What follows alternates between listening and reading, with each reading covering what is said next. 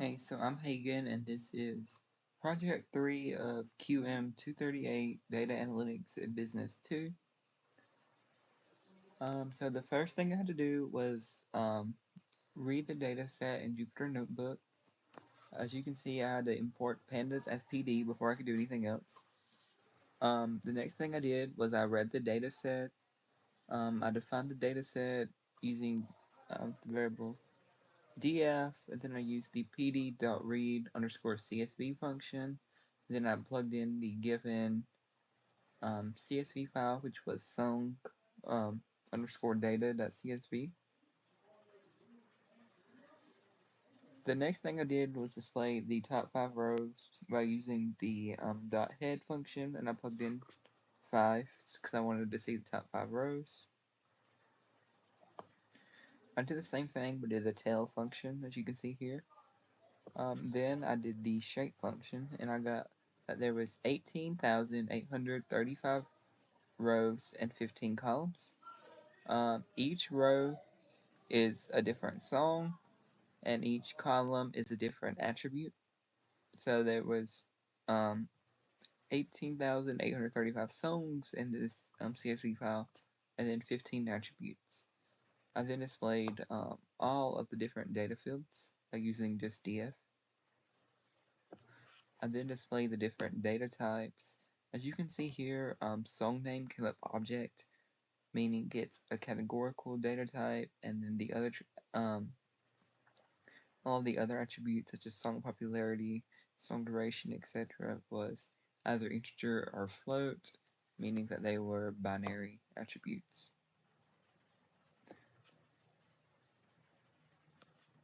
I then provided a statistical summary of the data. The count means how many in each one. The mean will be the average. STD is standard deviation. Min, obviously the minimum value, 25%, the first quartile. 50% will be the median value in that attribute. 75% will be the third quartile in that attribute. And then max will be the maximum number within that attribute. The next thing I did was I checked for any missing values by using the df.isNull.sum function.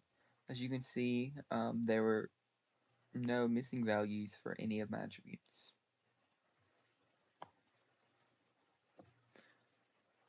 The next thing I did was I checked for any duplicate values by using the .duplicated.sum function, and there were 3,909 duplicate values in the data frame. So what I did next in order to handle that problem was to drop the duplicate rows by using the .dropDuplicates function. I then displayed the data frame again, and as you can see, the number decreased to 14,926 rows. Okay, the next task was to identify outliers and deal with those outliers in the dataset. So I had to import Seaborn and matplotlib.pyplot in order to do this. I created a box plot to see any outliers, well, to visualize any outliers. As you can see, the only really major outliers I had was in the song duration category. Therefore, I needed to handle that and drop those outliers. So the first thing I had to do was define the first quartile. By using the quantile function, I defined the third quartile. By using the quantile function, and then I defined the interquartile range by subtracting the third quartile from the first quartile. I set the threshold as 1.5, and then I defined the outliers by using the prior criteria we defined. I then used the drop function to drop all the outliers, and as you can see, the number of rows in our dataset is now decreased to 14,283. I then created a correlation matrix of the data by using the df.core function. I plugged in numeric only equals true into the function, so I only got numerical data.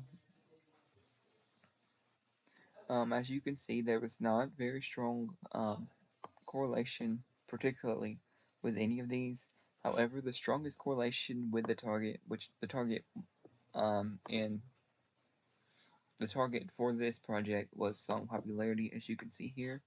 The strongest correlation was a negative correlation with instrumentalness, which was about a negative 9%. The next strongest correlation was with danceability, which was a direct correlation of about 6%. So as you can see here, none of the attributes had a correlation of more than 10% of the target, which is fairly concerning.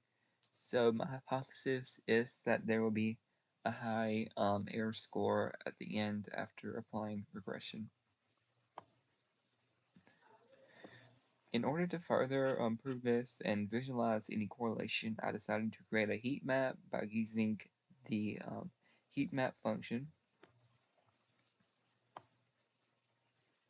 As you can see here, any strong correlation is marked with um, a white or light colored cell, and the only white colored cell within the cell popularity attribute was with song popularity, and obviously something is going to be correlated with itself, but other than that, there were no strong correlations. So then I wanted to create scatter plots to further visualize the three highest correlations. So the first one I did was instrumentalness, and I got that the data seemed to be all over the place. The next thing I did was danceability, and I got that the data was more closer than the instrumentalness, but still not exactly linear. And then I did loudness versus song popularity, and I got that it was fairly similar to the danceability, but there was more deviation leaning. I then dropped the song name attribute as it was categorical, and it's not going to help us when applying regression, since it is not a binary attribute, so you can't use linear regression on a binary attribute. The next thing I tried to do was to sample the data in order to reduce the size to about 500. I used data sampling with replacement. I used the .sample function and plugged in N500, which would be the sample size, and then I added in replacement, like I said, because we wanted to do sampling with replacement. And as you can see here, it decreased my data frame to 500 rows. The next thing I want to do was to make another scatter plot with that sample data. And as you can see here, I ended up getting instrumentalness as the strongest correlation after applying sampling. It looked like the best scatter plots. That's what I went with. The next thing I did was divide the data into an x and y, which x is my independent variable, which in this situation is instrumentalness, and y is the dependent variable or the target, which is song popularity. I then divided into x and y train and test, which what train does is to, well, train or prepare the model, while test, the purpose of that is to test or assess the model. The next thing I did was to apply multiple linear regression. Well, I applied quadratic regression. So I did that same thing. I redefined x and y because in quadratic regression, the x attribute is to the second power. So I did that, as you can see here. I then divided into train and test like we did before. And then I applied linear regression by importing linear regression and then using regressor.fit and .predict.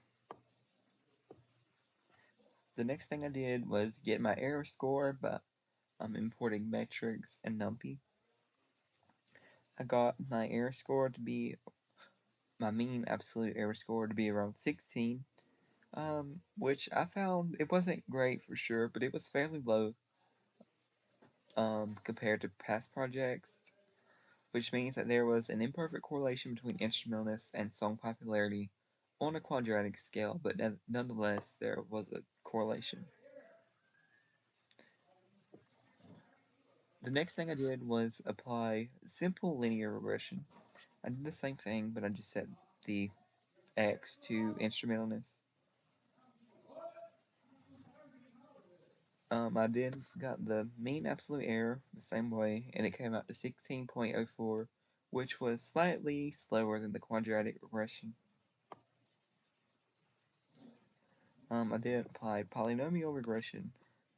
By doing the same thing other than applying linear regression, I applied polynomial regressions by importing polynomial features and then using the .fit underscore transform function. And then when I got the error score, it also came out to 16.04.